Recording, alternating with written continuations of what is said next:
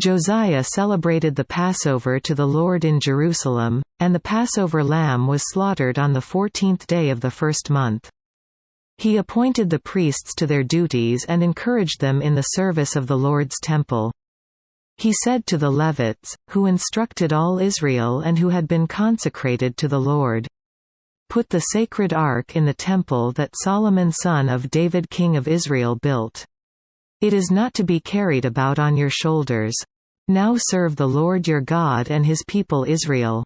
Prepare yourselves by families in your divisions, according to the directions written by David king of Israel and by his son Solomon.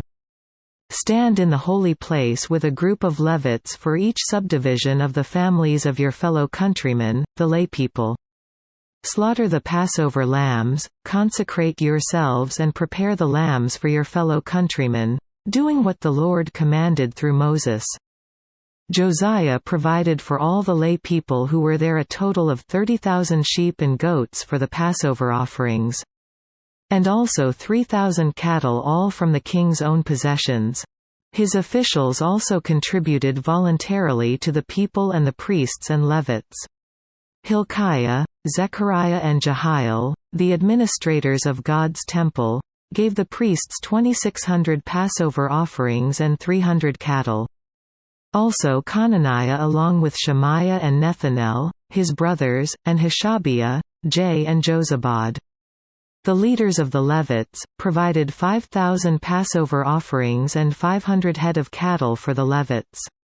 The service was arranged and the priests stood in their places with the Levites in their divisions as the king had ordered.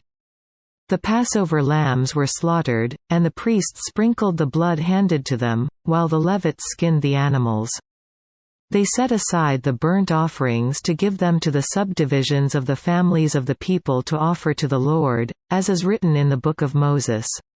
They did the same with the cattle.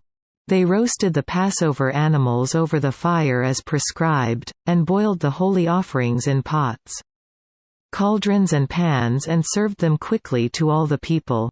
After this, they made preparations for themselves and for the priests, because the priests, the descendants of Aaron, were sacrificing the burnt offerings and the fat portions until nightfall.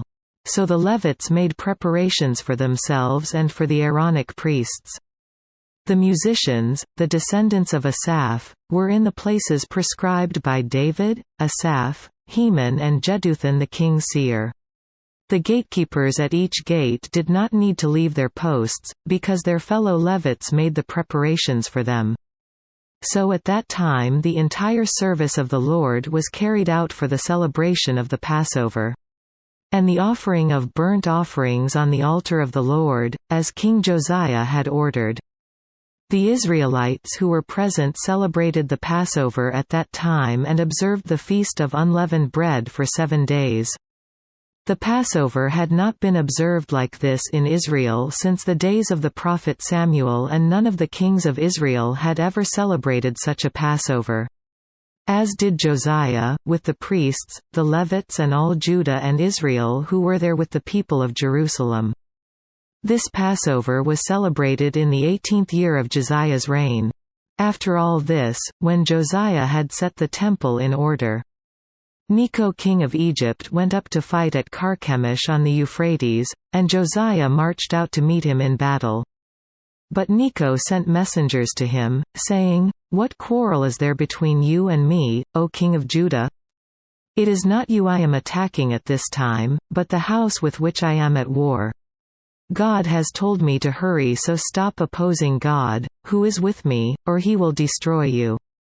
Josiah, however, would not turn away from him, but disguised himself to engage him in battle.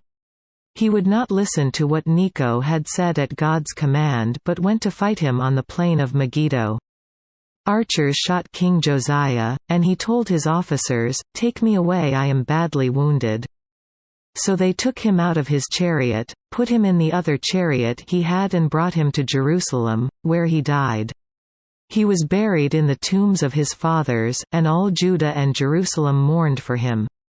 Jeremiah composed laments for Josiah, and to this day all the men and women singers commemorate Josiah in the laments. These became a tradition in Israel and are written in the Laments. The other events of Josiah's reign and his acts of devotion, according to what is written in the law of the Lord. All the events, from beginning to end, are written in the book of the kings of Israel and Judah.